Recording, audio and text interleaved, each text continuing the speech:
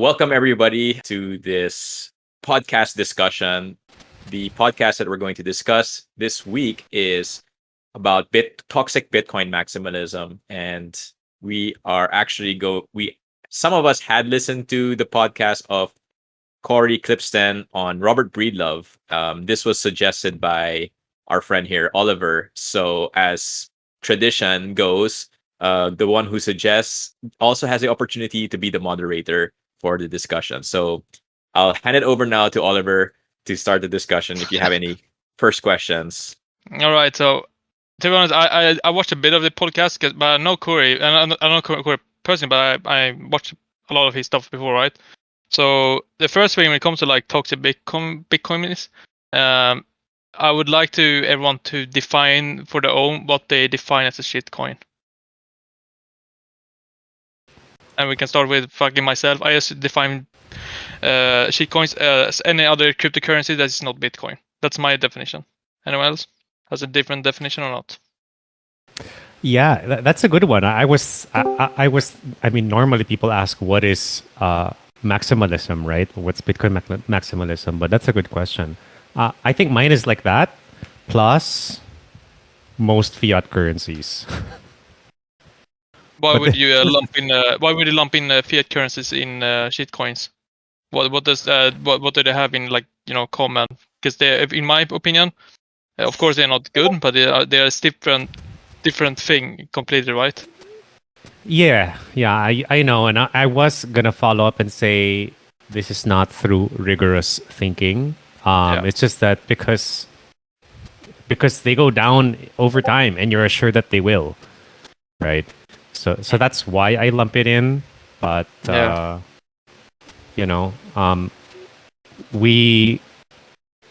I mean, I use the peso, but it's because I have to, right? Like, yeah.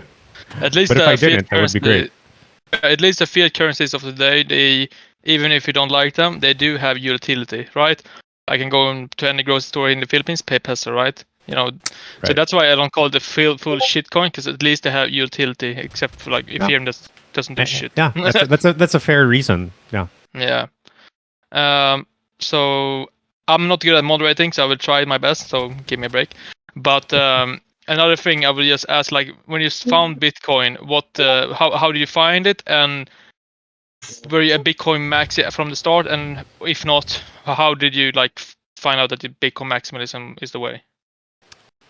Well, first, what is Bitcoin maximalism for you guys? That's a good question. For me, Bitcoin maximalism is that you can do everything in the fiat world with Bitcoin, and mostly that if you're a Bitcoin maximalist, in my opinion, you need to also be like a Lightning maximalist. In my opinion, you need to be honest that everything cannot be done on the base layer, and you need to have layer 2 solutions to scale. So for me, it's yes, acknowledging that Bitcoin is king and nothing can beat it. That's an interesting, especially the first part of your definition. Like, I hadn't heard that before, so it's good I asked. Sure. How about you, Rafael? Well, if I had to define toxic maximalism, well, no, not toxic maximalism, just Bitcoin maximalism. It's just this idea that Bitcoin will envelop everything, kind of. It's a very simple machine that does one thing only, and it's to absorb all sort of monetary value, or I don't know. I guess energy is what some people like to say, right? So acknowledging that reality, or very, like, I don't want to call it reality, but eventuality, it's almost like in AI, it's like singularity or whatever. For Bitcoin maximalism, like they call it hyper Bitcoinization, where sort of, I guess, the world rapidly accepts Bitcoin, but it's more than that, because after hyper Bitcoinization, like Bitcoin will continue to basically capture all monetary value and energy. So I would also say it's kind of on a scale, because you can be a Bitcoin maxi after, let's say, 100 hours. I mean, that's usually what they say, right? After 100 hours of Bitcoin education. Intense education. It doesn't just help if you watch like a I don't think I can become a Bitcoin maxi just from watching like Michael Saylor speeches. Like you need to sit down and actually research, not just listen to a speech. Yeah. Right? So if that's 100 hours of podcast listening plus reading books plus maybe engaging with people, um, I just said 100 hours because that's usually the benchmark for what they say is like the minimum you need to do. It's like at least spend 100 hours to understand Bitcoin.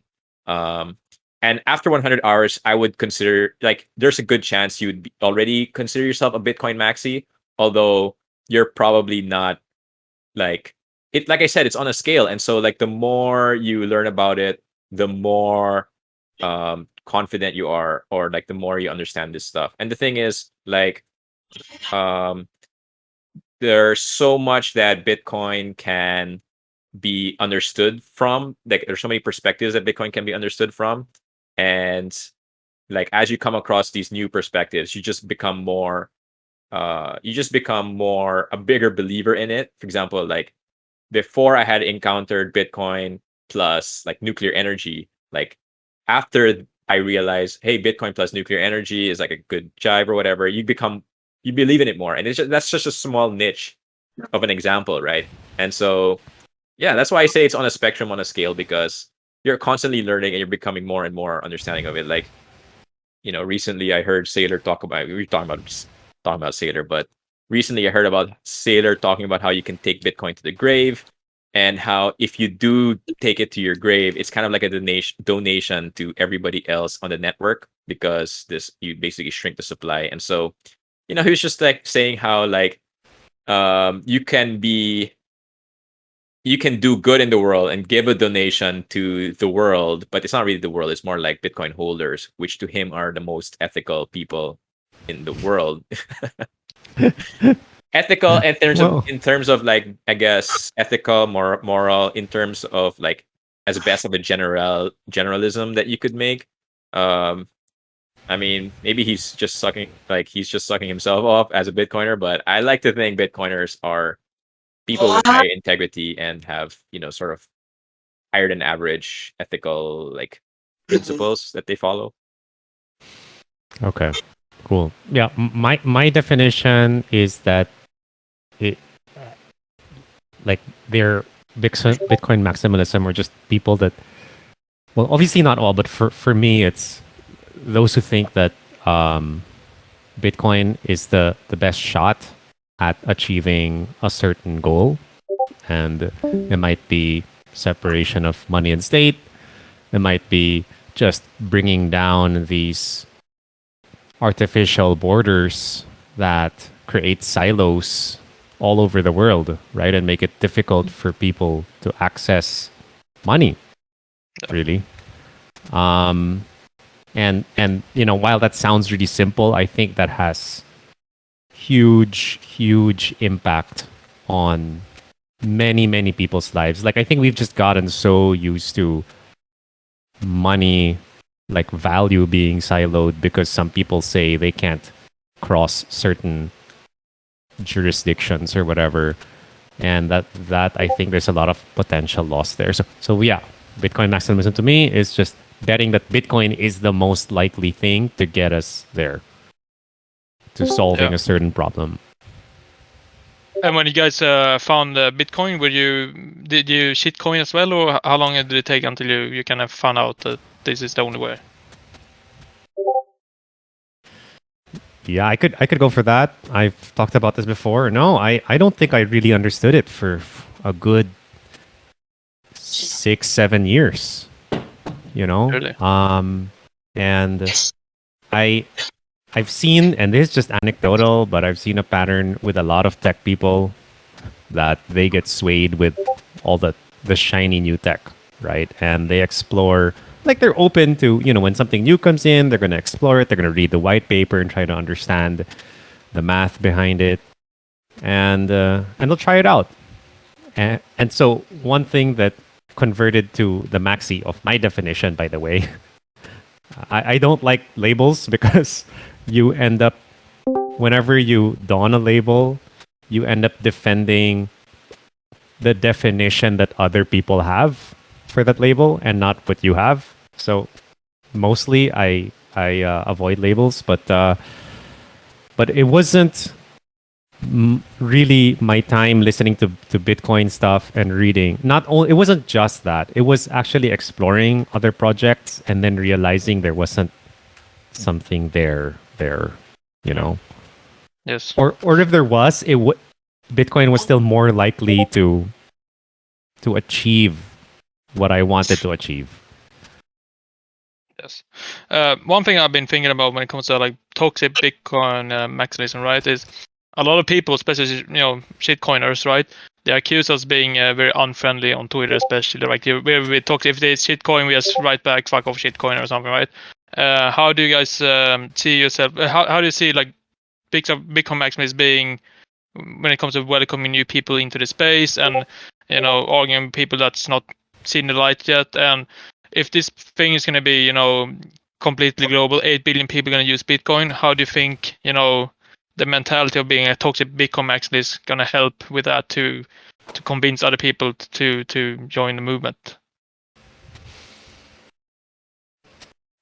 Okay, so I'm not sure. Well, first of all, 8 billion people, I don't expect them to all become Bitcoin maximalists. Actually, I think majority of people will not even realize that the technology that they're using, the underlying technology that they're using is actually Bitcoin. If, for example, like it does blow up to that level where 8 billion people are using it, they're probably not even aware that they're using it. But I mean, this is all speculation, so it's hard to know. But in terms of the usefulness of Bitcoin maximalism in like convincing people, like I mean, this is something on the podcast that they talked about, which is that we haven't even won the war against crypto yet. A lot of people they brought up how a lot of people thought in 2018 we had already won the war, but clearly 2022 it's still like it's not yet done. So it's almost like we haven't we we're we have this bigger task, which is taking down like central banking, fiat currency, and all that stuff. But we haven't even finished the first task, which is to sort of not really take down crypto, but at least have most people that are into the space be Bitcoin maxis, or at least I guess not shitcoin anymore, right? And the reason why I think that's important is because the people who are into the space, as Ramon had said, most of them are the technologists, like they're the programmers and people who are into building these things out. But the space is completely almost completely crypto, versus Bitcoin. Like if you're gonna go look at how much money is being put into crypto versus Bitcoin, it's way more. It's like over 10 times more money is being put into crypto, right? So I see it useful in making sure that the space itself is Bitcoin focused, and that's how it's gonna be built out so that it will be relevant for the rest of the world, for the 8 billion people in the rest of the world, right? So the other thing too, which they talked about, is with Bitcoin maximalism, then we have a good chance of staying true to sort of like these principles that we all sort of want Bitcoin to have. The two biggest ones being sort of security and privacy, and I will add also decentralization, right? And I mean that's it. I have more to say, but yeah, that's it for now. Yeah. So what to say? So when it comes to like, obviously, I'm also a big believer that most people are not going to really notice they're using Bitcoin in the future. But how do you think that will happen that way? Do you think it's going to be through the banks or through the point of sale systems, stuff like that, right? Because the example here in Boracay, where I'm right now, people, of course, they know Bitcoin, but they don't really know Bitcoin that way. They know pouch, but not Bitcoin. So, because you say pouch money, right? So if it's going to be like, everyone's going to start using Bitcoin, my personal belief is going to be somehow be integrated in every system on the back end without people really noting. And that way, how do you think that's going to play out? Do you think the banks will kind of gradually join in, or that's going to be fight to the death, or are we going to go through the POS systems or the e-wallets? What way do you think it's going to go through? Yeah, I suspect, I've been thinking about this lately too, and I suspect that, yes, people aren't going to notice they're going to be using Bitcoin, at least at the beginning, maybe eventually if it becomes unit of account. But the way I see it work is like how internet slowly like took over our use of like native cell phone calling and, you know, even landline long distance calling. Yeah. Right? Like, when is the last time you made a long distance call? No, it's all just internet now, right? Even if the person's beside you or in the same room, it's like they could have just been across the world. It's the same thing. I think that Bitcoin is really gonna be that. It's gonna be like at the beginning used as an InstaPay for the world. And I say InstaPay, so for the ones who aren't in the Philippines, InstaPay is like how you can transfer instantly between bank accounts and some registered financial institutions. But it's like InstaPay for the world, open to everybody, so that someone from Cash App can send to Pouch or even a wallet that is self-custodial, right? Yeah. And the more do that, I mean, right now, when you say Cash App has like 70 plus million users that have access to Lightning, you mention it to a fintech company, and it perks their ears up, right? And so the more people join that, the more others are going to be pressured to do so as well. Yeah. One thing I just want to quickly talk about is mention, because you said Cash App. One thing from my understanding, Cash App is geo-locked. So if you leave the United States, the app won't work. So it's not like you can be in Australia and use your WhatsApp, use your Cash App and send to the Philippines with Pouch, right? But one thing I've been thinking about a lot since when I worked before with Pouch and everything, right? Is that when you go to, especially here on Borkai, a lot of people who say Bitcoin, they will maybe 50% will understand what you mean, and a lot of things would say they will understand Pouch, right? So in the future, if everyone's going to use back-end system, like they're not going to notice they're using Bitcoin, right? What do you think will happen when we go to the counter and want to pay? Do you think people will understand in the future? We say, I want to pay with Bitcoin, or do you think every country will have this own Pouch or Cash App system that you have to say in the counter to pay with Bitcoin? Because that's one thing I'm not really sure about how we're going to do when it comes to education. Something as simple as say, I want to pay with Bitcoin. They might use Bitcoin the system, but they don't understand they're using it. So in that way, how do you overcome that problem, you think? So this one is mixed a bit with hope, but I think it's going to be where like these companies are going to be using Bitcoin more natively. And there's going to be some awareness, obviously, with the people who are using a certain application to accept Bitcoin as payment. That yes, Bitcoin does go through this app. But I think, and I also hope that because like Bitcoin has become at that point so ubiquitous, then all will treat Bitcoin like a first-class citizen. It's not like you have to go dig deep in the app. Maybe the thing you scan is a website that takes you to a Bitcoin QR code. But if you use the same app to pay for it, then it doesn't use Bitcoin rails. It'll just do a SQL entry, right, in the database. Yes. But otherwise, then hey, it's a Bitcoin payment that they expect to come through Lightning or something. Yes. Yeah. I think that's quite interesting. So one thing I'm very excited about, I can't tell you who it is right now, but we met some guy like 2 weeks ago that came to Boracay, right? And they're working on an app similar to the Pouch, but for New Zealand.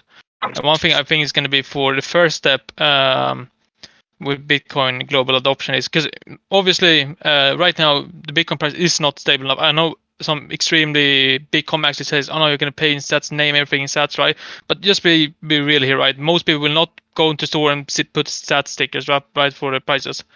So I think for now, to get real adoption, at least for the merchant side, you need to have this auto conversion. If that's going to be with Taro, or something else, and think how do you think that's going to be? Because to have a successful Bitcoin adoption right now, you need to have a good off ramp, but also a good on ramp. And the off ramp, especially the banks can control that a lot, right? They can control if you can use pouch or whatever wallet, right, to send off to the normal financial system. So in more developed countries like let's say United States and Europe, which have a lot of control with the financial system of the world, how do you think that's going to react with them, and how do you think it's going to be here in the Philippines? What do you think about that? Well, it's hard to say, because when you introduce like this third party, in this case the government, right? It's really hard to say what the government is going to do, because they can be lobbied pretty easily. And because you brought, we're in the Philippines and Southeast Asia, the government here is more, I guess, transparent in their ability to be bought off, right? Like, I'm not saying that other governments can be bought off, but here definitely it's a lot easier to buy off the government. And so what interests are there to what those interests are, I'm not really sure if they are going to be for Bitcoin, for example.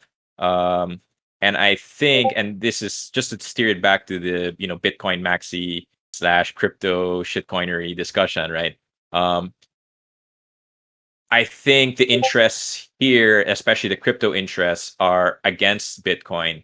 And I think that the government will be lobbied to protect crypto, but not, and then possibly even use that to attack Bitcoin itself. Yeah.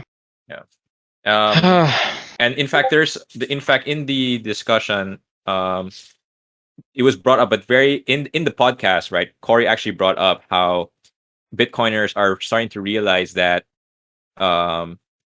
crypto lobbyists will drop Bitcoin if their interests are not aligned. Is that happening here? I think so. If you listen to the like, for example, about a month or 2 months ago, there was this congressional hearing on crypto space, and that in that hearing, basically what the government agreed on was co-regulation with the big exchanges. So the exchanges are the ones who get to write the rules on, well, at least get to write the rules. They're writing the rules alongside the government, basically recommending what the rules should be. Are those interests aligned with Bitcoin? I can't say. I actually don't think they're aligned with Bitcoin. Is that here? Yeah, here. Oh. Yeah. Yeah. Well, oh, sorry, go ahead. Yeah, I was just gonna say, and the funny thing is, there was news that was published. It was sort of like, hey, Bitcoin is gonna be, the government is going to partner with education institutions to teach Bitcoin, and it was actually a Bitcoin magazine like article that got published. But if you listen to the hearing itself, Bitcoin isn't mentioned. It's all about crypto. And so far, the education that we've seen, and there are already 2 universities that I know of. One of them is, well, I won't mention it, but there are 2 universities already that are offering crypto education, and it's Web3 blockchain. So it has nothing to do with Bitcoin, even if the headline said that. Yeah. That was Binance, by the way, that lobbied Binance. for those. I just want to, I don't know if change the topic, but quickly just want to talk about it. Did you guys read about Saint Kitts and Nevis, the small country in Caribbean? Their prime minister said like 2 days ago they are gonna adopt Bitcoin Cash as legal tender by next March. So obviously we're getting like a Bitcoin competitor now, country having Bitcoin Cash as legal tender. So I think we're coming into pretty interesting time in Bitcoin adoption, because Tonga is also probably going to adopt Bitcoin, but now we're having Bitcoin Cash also getting countries adopting Bitcoin. And in the future, I would not be that surprised if some random small country adopted like Ethereum as well or something. I don't know. So now we're starting to get to the global stage of Bitcoin adoption. And how do you think that's going to play out when nations are starting to pick and choose what they're gonna use. Are they gonna be Bitcoin, Bitcoin Cash, Ethereum, pick their shitcoin.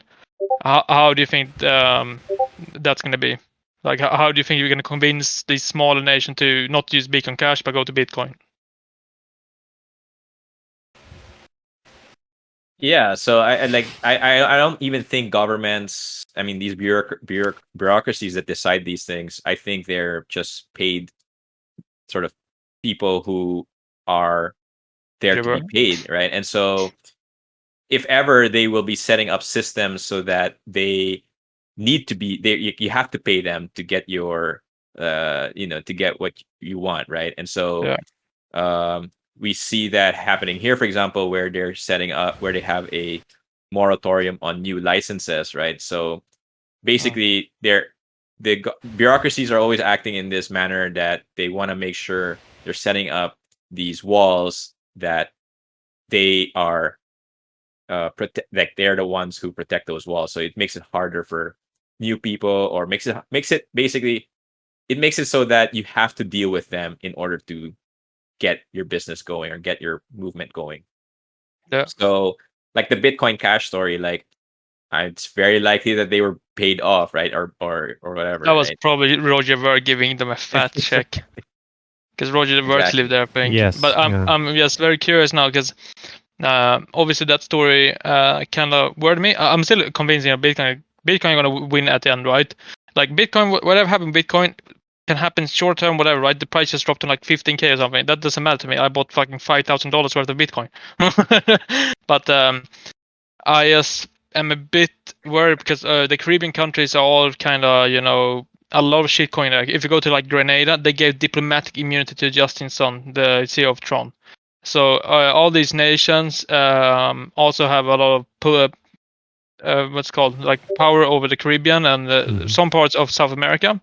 So it's going to be, I think, the Caribbean against Central America, and I'm just a bit worried out because how everyone's going to react with each other, right? Because obviously we know that Bitcoin is the best, but like you just said, it's going to be the person that pays them the most that the law they're going to probably use to do, right? And Bitcoin doesn't have as much money as these Web3 shitcoins, right? So at some point, I'm a bit worried about when it comes to legal tender laws and which coin is going to become legal tender.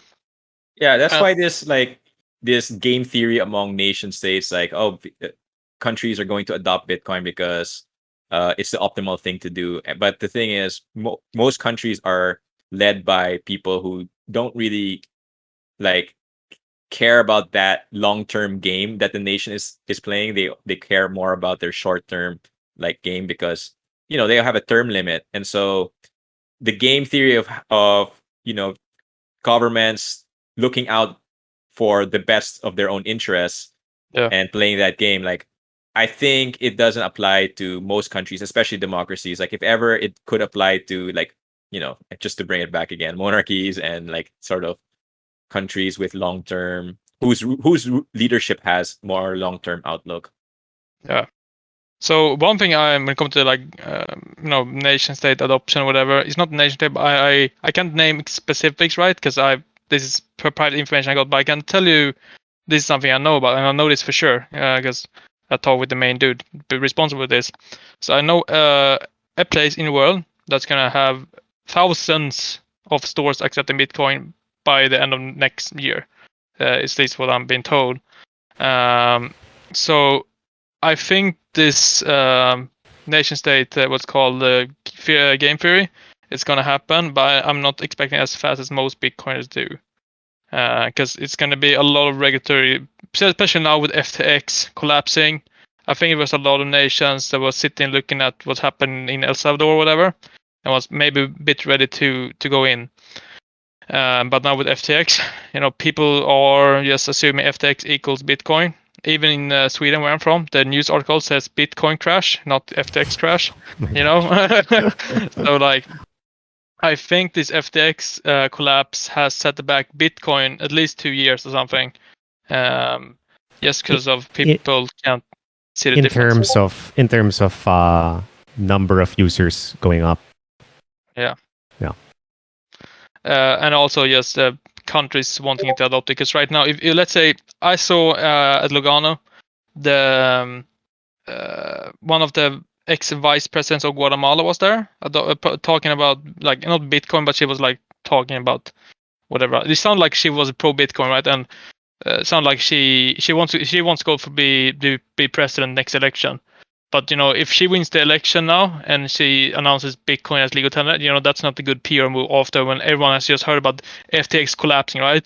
So I think if there was a nation state was wanting to adopt Bitcoin right now, they probably said last week, we're gonna wait the 2 years. So I'm kind of skeptical with FTX now. FTX was, of course, in the short term, it's a really shit thing that happened for the Bitcoin market, right? But I think the good thing with FTX is that it proves Bitcoin maximalism is right? That you can't just use coins made out of thin air to prop up your company, and I think long term it's gonna help the Bitcoin market. Yeah, I mean it's something that people had to learn when Mt. Gox happened to them.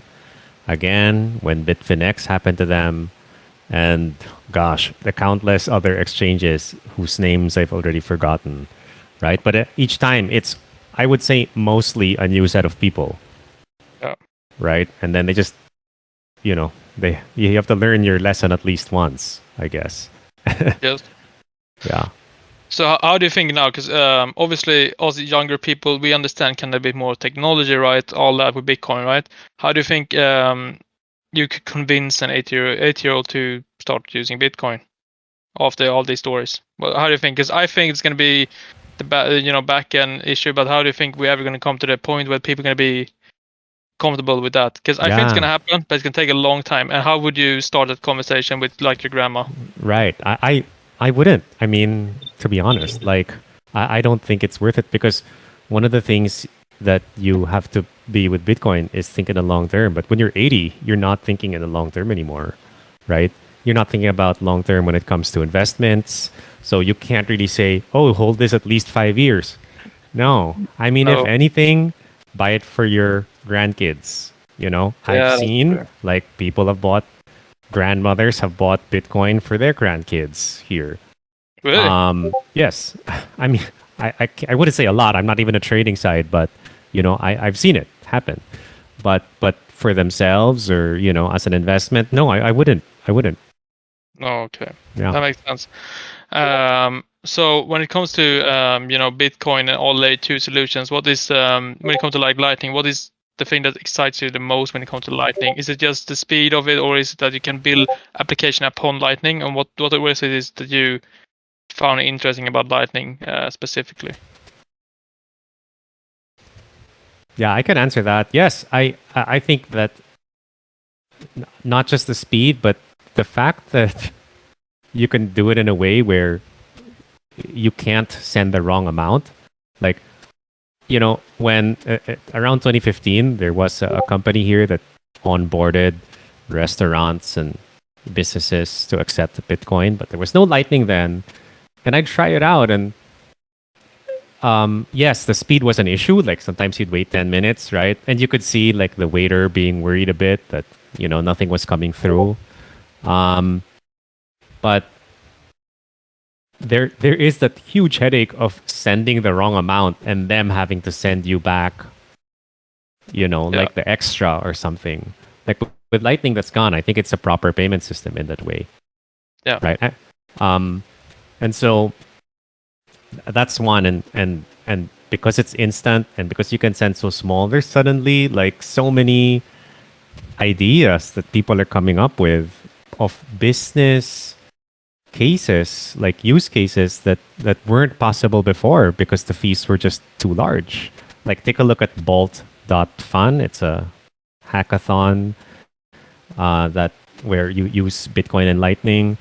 People are coming up with all sorts of crazy and cool ideas. And that's one thing where I hope to contribute, because I was thinking, hey, I want to build something. And then you realize that there's also a lot of dev tooling that's missing to make it easier for devs to just participate in here. And Yeah. If you're going to build it for an app, then you might as well like make it available to others and stuff. So that's where I hope to contribute there. Sure. But to answer your question, summary, all the stuff possible now because Lightning is cheap, instant, and a proper payment system. Yeah. So let's say we're going to like become a Bitcoin maxer, right? Then, so a lot of people they argue Bitcoin is very slow because the base layer is low, like 7 transactions per second, right? And we Bitcoiners argue you need to scale with layers, right? If a shitcoin came to you and had that argument, what would you like try to say to show them that they are wrong and they should layer 2 solutions? If you had to try to convince someone that's deep in the shitcoin rabbit hole, how would you try to get them out? Yeah, well, I mean, that's a great question. That's actually one of the things I wanted to talk about because I almost feel like you can't really convince people. Like you can't really show them evidence or show them the facts. I think, especially because there's this idea of Bitcoin maximalism, it's very easy for them to dismiss these things and not even consider them, or consider them and then just like dismiss them outright. So in a weird way, like, I mean, a lot of Bitcoin maxis were minted this month because they lost all of their everything on FTX. So, and before FTX, it was Celsius, and before Celsius was Luna, and before Luna, there was all the shit coins from the previous bus, right? And so it's kind of like, it's almost like the best way to convince shitcoiners to become Bitcoiners is to shitcoin, right? Like it's almost like the more people shitcoin, the more they'll end up as a Bitcoiner in the end. So like convincing people, I don't really know that's effective, but but does that mean that we're going to stop sort of evangelizing what we know to be true, what we believe to be true? If I can help somebody not even get into shitcoining to begin with, like I think that's the best, where instead of having to convince a shitcoiner to become a Bitcoiner is to convince a no coiner to be a Bitcoiner and like don't even bother to shitcoin, right? So yeah. The only people who didn't get into shitcoins were the ones that didn't really do they didn't want to do the research, but they trusted me, right? And I said, you know what? If you're gonna get into this space, just buy Bitcoin. But the ones that like did more research and read more, they started buying other things too. And Jerry is right. Most of us came from that place, so we understand. And part of it's like, you don't want to just believe whatever someone tells you. You want to try it out for yourself as well, right? So there is that process, like also Jerry says, of discovery, I think. But to answer your question, going back to your question, I don't try to get into debates with people. What I try to do is to understand like what their method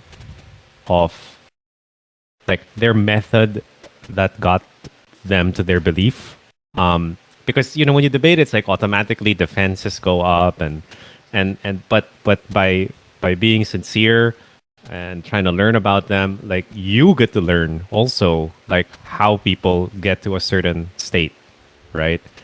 However, having said that, because we want to, we live in a meme world, right? So I some questions I add to like or to some thought-provoking statements that I give are like, what is like the best case TPS, for example, for your blockchain, your favorite one, Nano, or these supposedly things that scale really well, and it's like 30, 40, 50,000 a second, right? And that's probably done in a lab only. And I go, I don't want just Visa scale. Like for the future, I imagine I want millions a second. And that's not possible. in a layer 1, right? So what are options? And then just plant the pebble or put the pebble in the shoe and let it bother them, let it like roast in let them, I mean, be uncomfortable and explore what I said, hopefully. So another thing when it comes to like Philippines, especially Philippines, I'm calling this country, the shitcoin capital of the world, because this country, this virus here with shitcoin is enormous. I meet shitcoins here in Borca every single day.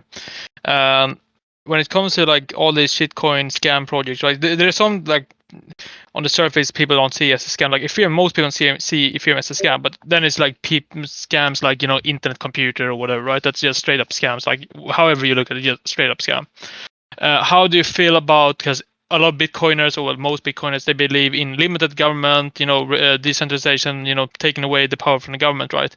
But with all these shitcoins literally ruining people's life, do you think the government of the world has some responsibility to go in and regulate the markets a bit to, help with, the listing of complete shitcoins on like Binance or whatever? How do you feel about governments coming in with regulations, basically? Oh, well, I have strong opinions on this. Go for it. Okay, I have very strong opinions on this. I don't think the government is capable of regulating, and so I think it would be a like fruitless effort. And that is giving the government the best credit possible. So what's the worst credit possible is that the government will use regulation to create monopolies and create ways so that they can continue to exploit people. I think a lot of Europeans and Westerners, when they talk about regulation, they are coming from the point of view of their like immaculate governments. But in the Philippines and in Southeast Asia, we have the benefit of at least being able to see through the government, because there is barely any makeup on our government as like a benevolent entity, right? It is all and always has been an entity that wants to extract and coerce people. So getting the government involved will just make the thing worse, and it sucks that people got hurt. But I don't think they're going to get any help from the government stepping in. In fact, I think it will be a lot worse. I mean, just look at what happened with FTX. SBF was the guy who was pushing for regulations, right? And it just goes to show that having a regulator means that they can be bought off. And so to me, that's very, very dangerous. Once you start going down that road of entrusting the government to basically, use violence, right? That's gonna end up like, I can't imagine what kind of monster the government will end up creating in its attempt to police or regulate the space. And the funny thing is, Bitcoin doesn't need regulating. It was actually mostly these crypto pump and dumps and scams that are all bullshit. So, like the only regulation the government needs to do is say, we're gonna allow anything on Bitcoin, and we're not going to like jail you or punish you for developing Bitcoin. And then at the same time also say, hey, the rest of crypto, a lot of that is scams. If you want to play that game, go ahead, but we're not gonna stop you, and we're not gonna encourage you from doing it. But wouldn't you say that? I agree with what you said, right? But if the government said something is straight up a scam, wouldn't you see that as a government choosing the winner? You're right. The government should just shut the fuck up. You're right. They say like, this is scam, this is not scam. It's like that's government just choosing the winner. It's like they go into the stock market and say like, this stock is gonna win and this company is gonna crash. Yeah. I mean, I think like maybe like if we had to have regulation, that's probably the most I'd be okay with. Like just people having to, or someone, I don't know who, like disclosing what it is you're buying, right? And not lying about it, essentially. But I think the moment like they have the power to ban this stuff, they're going to include Bitcoin too, because it is a competitor to their token. One thing I So- would see, actually, here's my personal view. And one thing I would like to see as a regulation, right? It's not like a big thing, but I would want every crypto exchange, Bitcoin exchange, whatever, right, to have clear big text on their apps or whatever that says clear that whatever you hold on their accounts are their keys and not your keys. And if you want to own your own Bitcoin, you need to use your own keys, right? That the exchanges need to be honest to their customers that the keys that it's not their keys. That's a regulation I would be very welcoming with. That they need to say that to the customers. Send an email, or whatever time they buy Bitcoin, they come up with text. This is not your Bitcoin. Withdraw it if you want to have your own keys. Yeah. That's a regulation I would be very happy with to have. I think it's something like that would at least somewhat prevent FTX shit happen in the future, because a lot of most people in this space are not us three, right, or everyone else here, right, that understand Bitcoin. At least I wouldn't say I'm a fucking understand Bitcoin on a full level, but I understand more than the normal people, right? So when someone buys on FTX or Coinbase or whatever, right, they believe they have their coins and that's Bitcoin and they are decentralized. Right. So to having some way to notify them by law that they are not decentralized, I think that's something I would be very happy with. Yeah. It reminds me of those cigarette package where they put photos of cancer or whatever. So they should do something similar, but it's like, I don't know, people's empty bank accounts or something. I don't know. I just want to respond to Steph there, because he said that not the government, that should companies be. The companies is in their it's in their what's called, it's in their I would say it in English, in their good to not disclose that information to you, because they could use their Bitcoin, if you keep it on exchange, to borrow more money to their company. Like what FTX did. Yeah, exactly. They profit from people having the coins on their exchange, right? So for them, it's not good for them to disclose that to them. So having that by law that they need to, I would be very happy to see that. Yeah. Well, and also, like, related to your earlier question, like when picking legal tender, I also, like, I find the argument that El Salvador shouldn't have made Bitcoin legal tender quite a reasonable one to have, and just give it, like, what is that? No capital gains, right? So you can spend it like money, but it doesn't have like this special status, and just let, like, if it is to win, let it win. Like, it doesn't need that kind of special platform. And I find that a convincing one. Just put it that way. Yeah. Yeah. One thing about go to El Salvador, by the way, because Bill from Pouch, he's there right now, and we wrote a bit, and I wrote with his girlfriend a bit, right? And one thing I found very interesting, right? When Bitcoin became legal tender there, I saw a lot of videos of people being in the airport and paying their visa with Bitcoin. I'm sure you guys saw that as well. When you come to the airport, you pay your visa in Bitcoin. Bill was not able to pay his visa with Bitcoin in El Salvador, and I knew before him going there that Bitcoin adoption is not as good there as they wanted. They claim to be, but I was very shocked that even in government building at the airport, they didn't accept it. And here's Bill's words, not mine. Yeah. But he said he's kind of, when he go to San Salvador, he's not. I don't think he's been to Bitcoin Beach yet. But when he goes to San Salvador, he says the adoption in Boracay is better than San Salvador. Really? Yeah. Those are his words. I heard from just a tweet from Nicholas Bertie of Bitcoin Beach. Yeah. I don't know if I'm saying his name correctly, if I'm pronouncing it correctly. I think it's actually Galoy, by the way. Galoy. Yeah. But it's something like 25% or so. Maybe, I don't know if that's the whole country or a certain section. And I was thinking, even if it's less, even if it's 15, to be honest, to be fair, for 1 year, that's not bad. Yeah. That's good. Yeah. But the thing is that 25, I also heard that 25% number. But what does that mean? Does that mean they go and buy their groceries with Bitcoin? Or does it mean they just have bought some Bitcoin and forgot about it? Or what does that mean? Because one thing I kind of feel, because I watched a Fox News interview with Nayib Bukele, right? And he claimed that everyone downloaded Chivo and they got the bank out, and he banked the whole population in 1 week, right? But he's not honest there, right? Because people downloaded Chivo, got their $30, and never fucking touched the app again. Right. So the thing with legal tender, I think that's a good way to promote it, but I'm very, because someone, if someone's gonna adopt Bitcoin as legal tender, I think, of course, I'm gonna be happy, but I'm also gonna be like, well, that goes against a little bit about the Bitcoin maxi argument, right? That you don't need a fucking government, you can just fucking do it, right?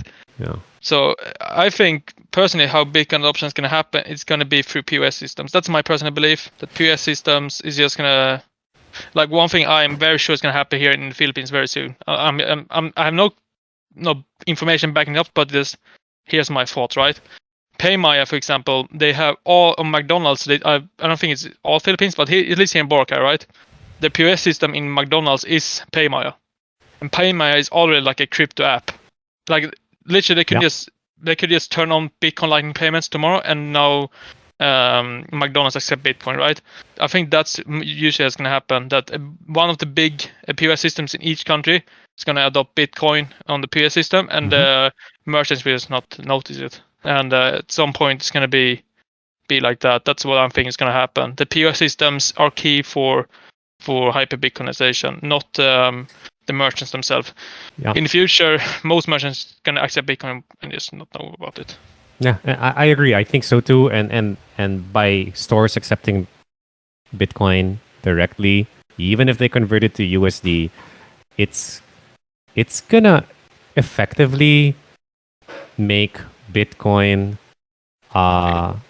legal tender, like at least what we want from it. I don't mean like it on law saying you could use it for public and private debts, but what I mean is like to spend it. Yeah. But at least the only thing, if that goes, the only thing we'll not be able to spend it on is like government things, right? You can pay your parking ticket right with it. You can pay your parking ticket in Sweden with Bitcoin though, but that's for third party shit. Oh. But you can pay in Netherlands too, right? But when it comes to El Salvador, I'm very skeptical because I'm hearing wild reports there from people that are right there right now with their conference. Like Joe Nakamoto of Cointelegraph, he's there, and he said he went to El Sonte, and one of the staff that works in Solte, not the hotel, he corrected himself, but the staff, was the first time he accepted a Bitcoin payment in El Salvador. So that's kind of shocking to me that the staff has never accepted a Bitcoin payment, even though the country has legal tender. I'm not saying like everyone's going to go pay Bitcoin, but I'm very shocked if someone living in El Sonte, Bitcoin Beach, has not accepted a Bitcoin payment in 1 year. That's kind of shocking to me. So I think some Bitcoin maxis need to just be real and at least admit the success of El Salvador is not as big as we want it to be, at least not yet. It's still big. We just not overhype things, right? Because that's one thing people don't like about us Bitcoin maxis, that we take some small data and just blow it out of proportion. Right. Agree. Right. Anyone else have something to add? I'm kind of... Yeah, just going back to the shitcoin capital of the world, the Philippines. I wanted to talk about that. Why? I mean, I agree with what of your characterization. I don't think people really realize it unless you come here and you really know what's happening here. So I'm curious, why did you say that? Do other people agree? And why do you guys agree? Why is shitcoin capital of the world? Mm-hmm. Because I'm a big traveler, right? I've been to 37 countries, all of them in Europe except for Philippines, right?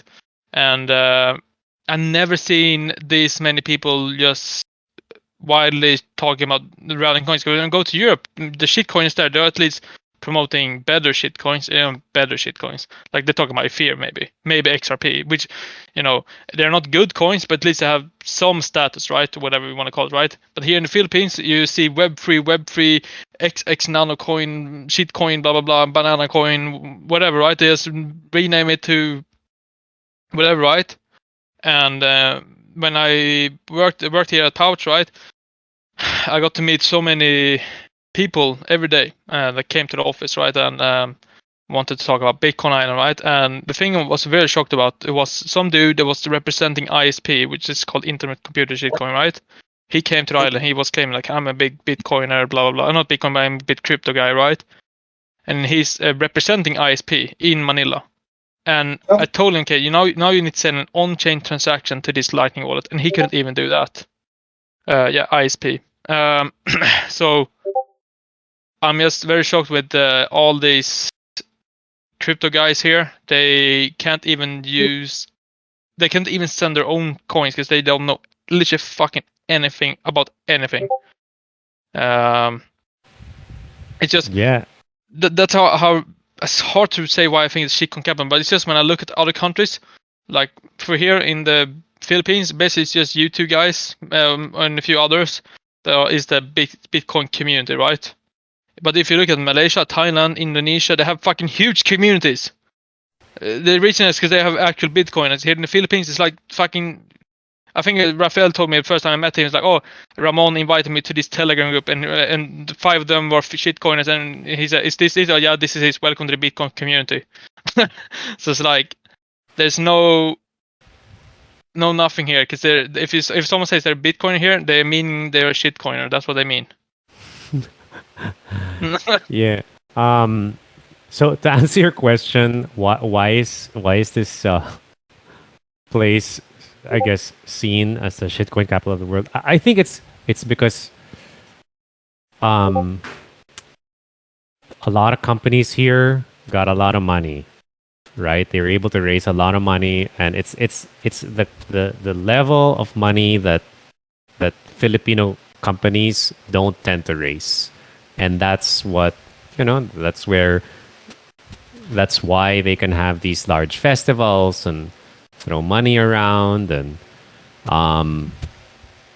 but is it gonna last? I don't think so, right? I mean, obviously my bet is not. My bet is that it's not. One thing I think is pretty funny right now when Bitcoin Island it's still a work in progress, but kind of succeeded, right? We have a lot of merchants here, right? One thing is pretty funny is how many shitcoin companies come here to like spy on us. Really? See what they're doing, right? And you're like, hey guys, Lightning Network is open source.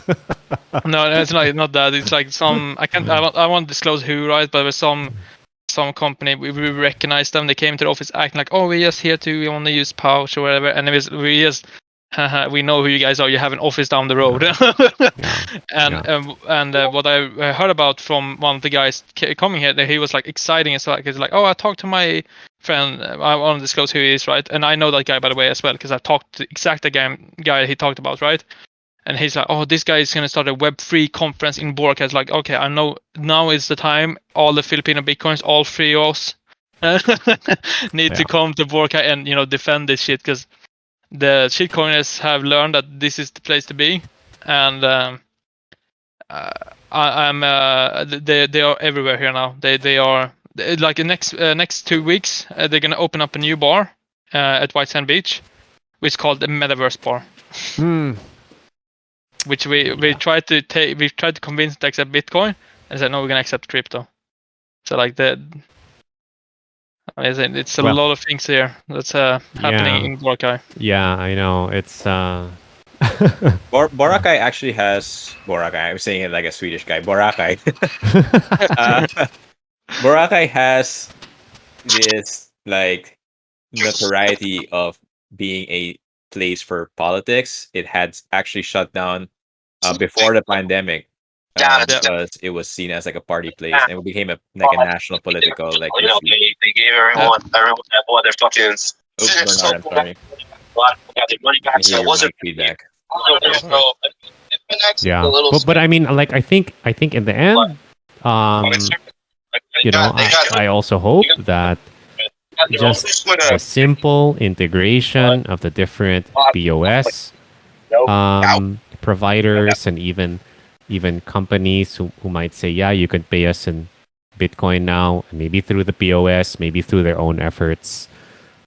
That's gonna do a lot, and I think that really Lightning is the only one that I've seen that I'm convinced can get us there to that level of adoption. Yeah. Yeah. Yeah. Anyway, I want to talk about why is it that the Philippines is getting so much money to raise for Web3 crypto. I have my I think speculations. I I have think my most speculations for why that is, but I'm curious to hear why you guys think Philippines is getting so much money for Web3. I think one of the main reasons is because of the overseas workers thing, right? And all the shitcoins probably say you can send home money to your family for free, blah blah blah blah blah. And it's a good market to be in when it comes to Bitcoin and crypto, right? So all these companies have a great pitch they can give all these venture capitalists, right? Oh, we're gonna have a lot of remittances and we can charge a few fees there and stuff like that. And also Filipinos, they're not dumb. They're fucking smart as people, right? So I think a lot of Filipinos are very good talkers, especially probably in Manila or Cebu, and they are just very good at convincing people to give them money. And it's just that people here are usually sourced out to do things for Western countries for a cheaper price, and because they are so smart. I think that's kind of a bit of that, and mostly the remittance market thing, right? That it's kind of one of the big pillars of Bitcoiners, right, and crypto guys, right? We all say like, oh, we can use for remittances, and this is like the big country that you can have you can test it in. There's smaller countries like Tonga, but you can't really test big scale shit in Tonga. But if you want to have this remittance test market, like Philippines is like the only place I think you can really do it. Yeah. I suspect it's also a numbers play, and I don't mean volume, but I mean number of active users. Because when you present, like as a company, you choose the things that make you look good when you present, right? So if suddenly you have high volume of let's say transaction size, then that's what you talk about in your presentation. But if it's many small ones but across many users and there's a growth rate, that's what you do, that's what you present. In the Philippines, we have a lot of people, high mobile penetration, probably nothing better to do. So yeah, each one adds to the numbers, and they can present, and when they present, they pitch to a VC. The VC's like, yeah, take $30 million. I probably have to pay 10 times 10 times the amount to get the same equity in a company here. Right. Yeah, so actually my analysis is similar to Ramon's because I think a huge play for the next bull run is this whole metaverse Web3 thing, right? And so they're trying to create another space or another world. And for your other world to be believable, it needs people. You need to populate it. And so that's why I think they're looking for actual people to fill in those spaces versus like volume transaction stuff, because they're trying to build like another world. And you the most important thing if you're building another world is you need people to be on it, right? And Filipinos can speak English, they're tech savvy. They also live in a real world which is pretty shitty, and so offering like a metaverse virtual world that is an alternative to that will be very, very appealing to them. And then the last thing too is the financial incentive to get them on is a lot cheaper here than it would cost anywhere else. And so, for example, if you would give $100 financial incentive per user to come onto your metaverse world, that $100 is going to go a lot longer if you give that incentive to a Filipino. So like I think and I think, I mean, you saw that already happen with what happened with Axie Infinity, where a big part of the marketing was like, hey, we have millions of users, right? And in a way like Axie was kind of like a metaverse, but if they're gonna push that envelope more and really try to build out this whole metaverse concept, to foreign investors, because eventually, like if you're a VC, right, you eventually want to exit your position, you want to dump on retail, to foreign, to basically the rest of the world that aren't really aware that it's actually all just Filipinos who are gonna be like, who are gonna be populating these worlds. It looks like it's a good thing. It looks like it's a lot of people here, a lot of activity. They're all speaking English. You can't really tell if they're Filipino or not. And so, it's the best bang for buck to get. I would users kind of on. disagree with the yeah. metaverse thing, to be honest. The what? Kinda Sorry? I would kind of disagree with the metaverse thing, and that's going to be the next bull run thing. I kind of see like the people losing faith in the metaverse because of Meta, Facebook lost like 70% of the stock price, everything, and metaverse is kind of if you say you like the metaverse, people just fucking laugh at you, right? So I think that was more the last bull run a bit, and I think that's not going to be as big of a thing. Because most of the crypto here is for metaverse. Yeah, I and know that. Web3. I know So, that. I know that. Yeah, I know like that. the money that's being poured into the crypto space in the Philippines is not for remittances. It's really more for it's true. NFTs, metaverse, Web3, and so whatever that money is, that they're making a play for that, and so even if it doesn't like this is speculation already if it becomes a thing or not, but definitely there's a lot of effort being poured here, that's true. right? So like I almost feel like it's like a battle that it's like a future battle that many Bitcoiners aren't even aware that like the stage is being set already, and it's happening here right under our noses. Like I was fully deep in like the DeFi craze of the last bull market, and there were a lot of Filipinos who were grinding Discord servers and like Twitter giveaways and all of this stuff. And a lot of the engagement, were actually pumped by Filipinos. So, for example, they would say, we're going to do giveaways, we're going to do like raffle, whatever, retweet, reshare, or, whatever gimmick that they have to do to get more engagement. So all the engagement that you're getting on Twitter, all the algorithms or whatever, they think that this thing is popping off, but actually it's just Filipinos grinding it out because it's worth their time. The money that they make from grinding is a lot of money compared to what they would make otherwise. So it's kind of like a hidden like underbelly of the crypto scene that nobody really knows. A lot of the engagement is actually thanks to Filipinos with financial incentives.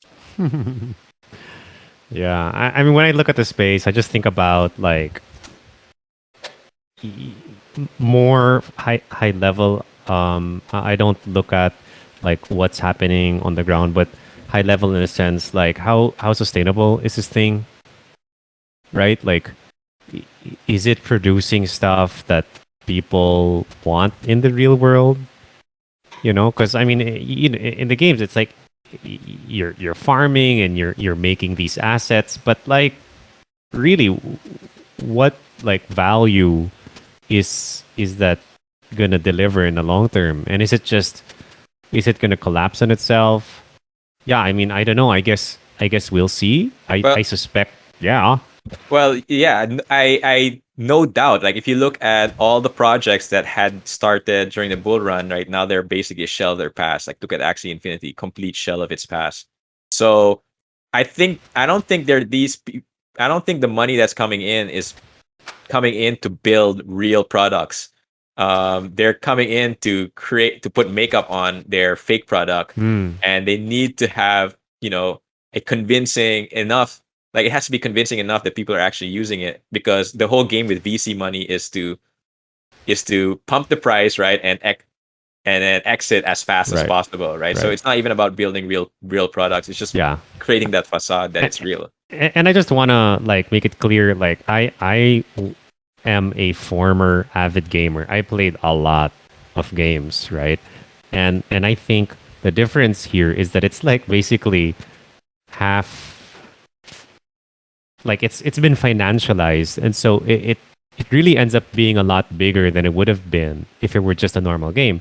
And I see, like, if it were a normal game without these tokens and people paid for it, then that's the value they get, right? I mean, that's why they're willing to pay monthly or whatever. like to play World of Warcraft because they get value from it.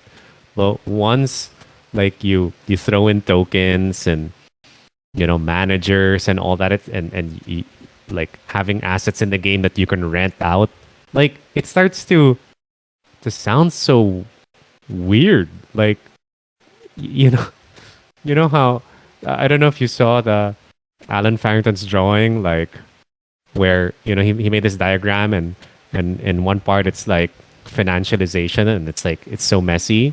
Like that's how it feels to me. That's what happened to gaming, essentially, at least gaming in this space. I think Bitcoin gaming gonna be pretty big. Yes. Yeah, because because you can't like print more Bitcoin, it just that simple fact changes. Like Thunder Games. I like Thunder Games. Yeah, it changes so much. It makes it so clear as to like maybe when you play, you pay a ticket. You pay for a ticket to enter. If you lose your that. But if you win, then you get a piece of everybody's ticket. You know, I mean, you get a piece of the pot. That's super clear, right?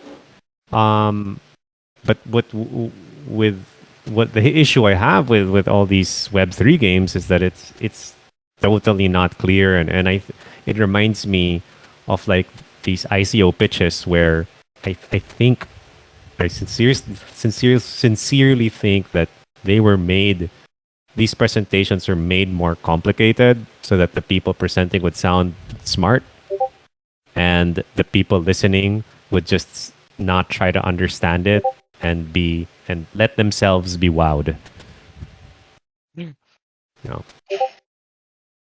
It's pretty interesting. I think the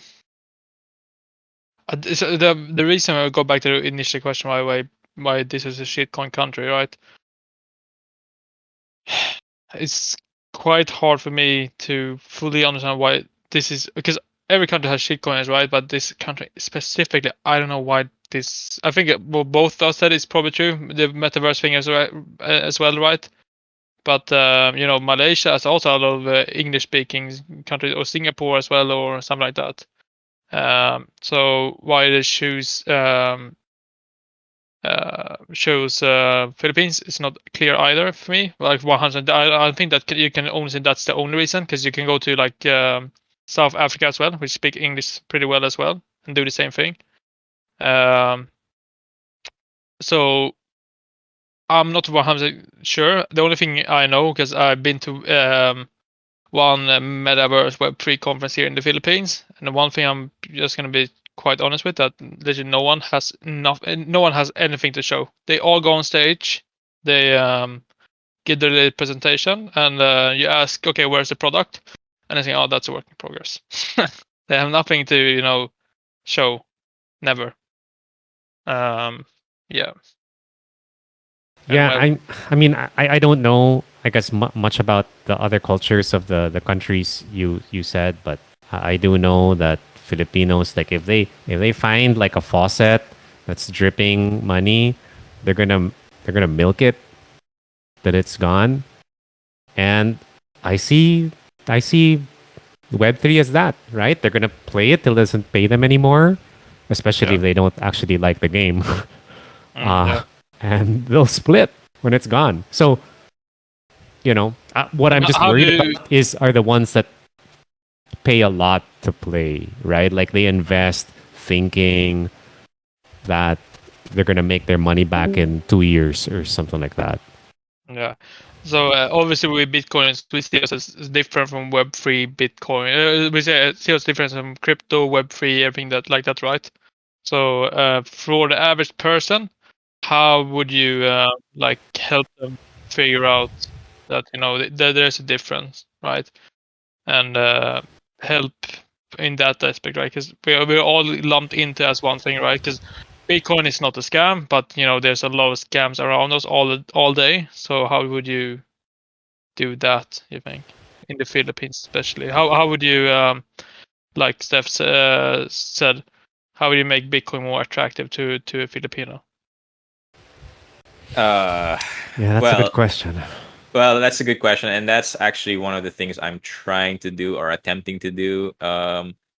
a big reason why I came out of my shell and like became why I came out of my shell as a Bitcoiner was I saw all the shitcoin happening, and I saw that they were really gearing up. They are really gearing up this bear market in preparation for the next bull market.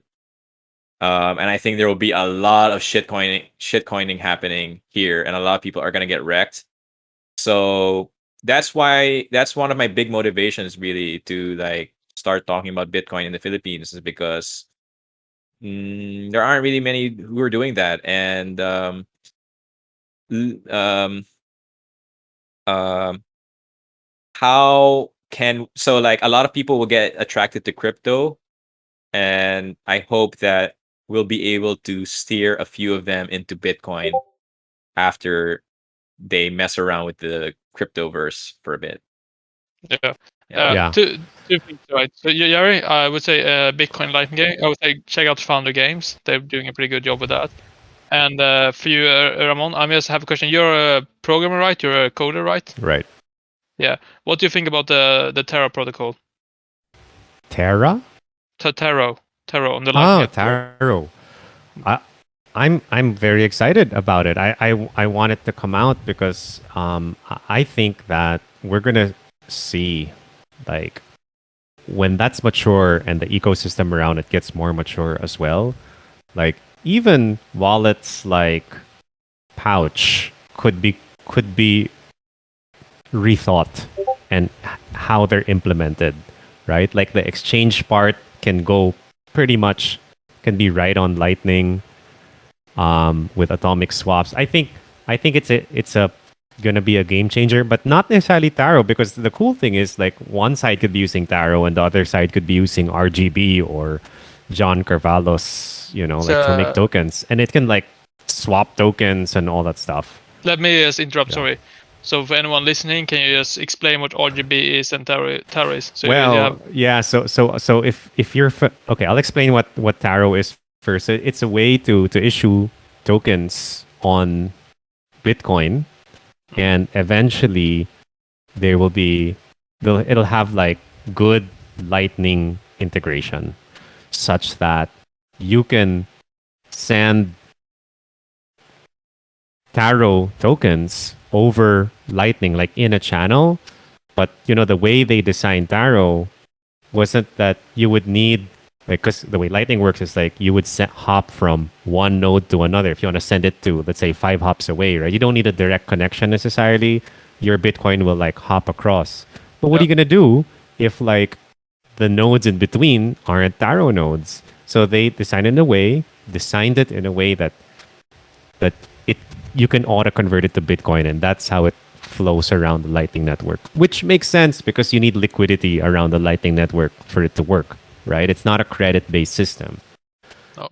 Which also means, okay, so Taro, the rumor I heard was that Taro is a clone, at least in concept, of RGB. I don't know if it's a clone, if the code is cloned from it, but in concept, like the rumor I heard is that internally it was called CMYK. Like for those that know your colors, like CMYK and RGB have they describe colors, and but that means also then that a token like you could have, for example, a Taro peso token, and Rafael, let's say he uses RGB, he could receive it as RGB, like a USD RGB token, right?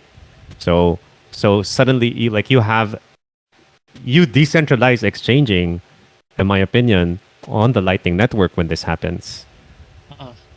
I think it's gonna be big, and exchanges are gonna probably like interface on Lightning so that they can market make in the Lightning Network. And what does it mean for KYC and stuff? See, that's super interesting, right? Like that's part of what I find interesting. Also, like how regulation's gonna try and insert themselves here. I have no idea. So I'm that's why I asked it, because I read about Taro a bit, right? but I'm not a coder. So when I look at it, I just take words from people that understand the code a bit, so I understand more. That's how I do it, right? So what would you say the biggest use case for Tarot is like being like international forex, decentralized forex trading? Yeah, that's what it'll enable. Yes, that's what it'll enable, and not just international, but like without KYC. Now I understand. Even just understanding what liquidity meant in the Lightning Network. I mean, it's not a concept I really had to have when I even learned about how Swift would work, how Swift works in the banking system. So, I don't think it's also fair to for the people who might be listening to this. I don't think it's fair to expect that you would understand really a lot of what I said. And maybe we can talk about it in the Lightning Streak series of the Philippine Bitcoiners meetup group. That's a good one. Tarot, RGB, even if it's an overview, and disclaimer. Yeah, disclaimer, I think is the right word, not disclosure.